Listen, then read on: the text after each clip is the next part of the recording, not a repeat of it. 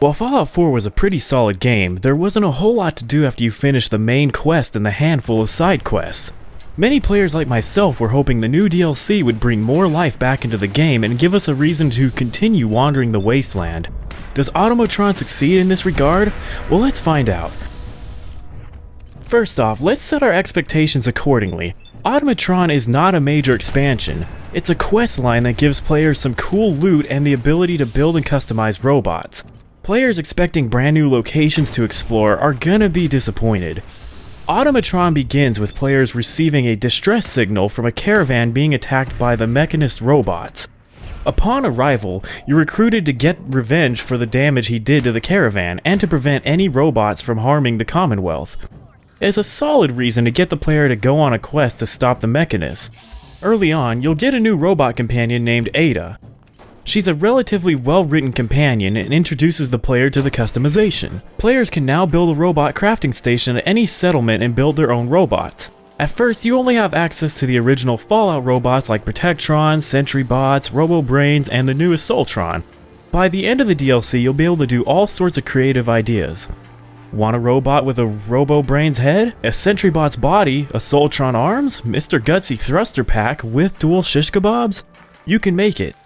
Want to make a pink Soltron wear a human skull for a face, metal wings, with one cryo arm and one flamethrower arm? You can do that too. They managed to strike an excellent balance between old 1940s and 50s sci-fi and stuff that belongs on heavy metal albums. The robots are all pretty useful. You can build more than one. You can build a bot for about any occasion. Towards the end of the DLC, you get the ability to send certain robots out to find ammo and crafting materials for you. You have to get it yourself, but it's still a neat feature that actually made me want to get more into settlement building. So Preston... I've got something else for you to look into. A pack of ghouls has holed up near a settlement. They can use our help. I'll mark it on your map.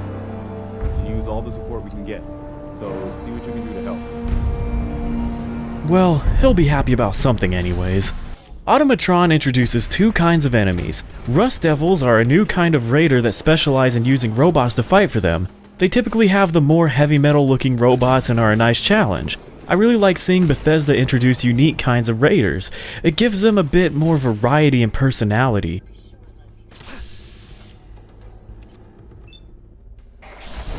The other enemies are the Mechanist robots. These bots are heavily customized and are quite the challenge. I enjoyed fighting most of them. I say most because every so often a robot will self-destruct after you kill it, thus making me start from the beginning of many encounters. It can be frustrating, so save often and keep a safe distance for a few seconds before you go and search these robots for weapons and robot parts. And yes, you can in fact take parts off the robots to put on your own.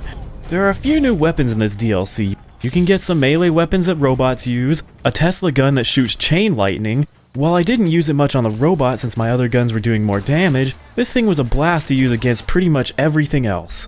There's also some unique power armor pieces, and a fun new Pip-Boy game. The DLC has roughly about 3 hours worth of content, but it's a solid and incredibly fun 3 hours worth of content.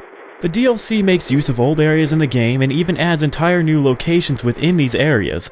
So there will be new sites to see for players looking for something new.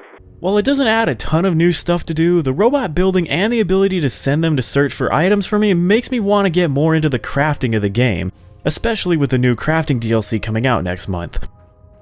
If any of this sounds appealing to you, or you just need an excuse to get back into Fallout, I recommend this DLC. This DLC gets the Gaming Life seal of approval. I enjoyed my time with it. Also, if you do plan on picking up this DLC, there may or may not be some neat dialogue for those of you who still wear the Silver Shroud outfit.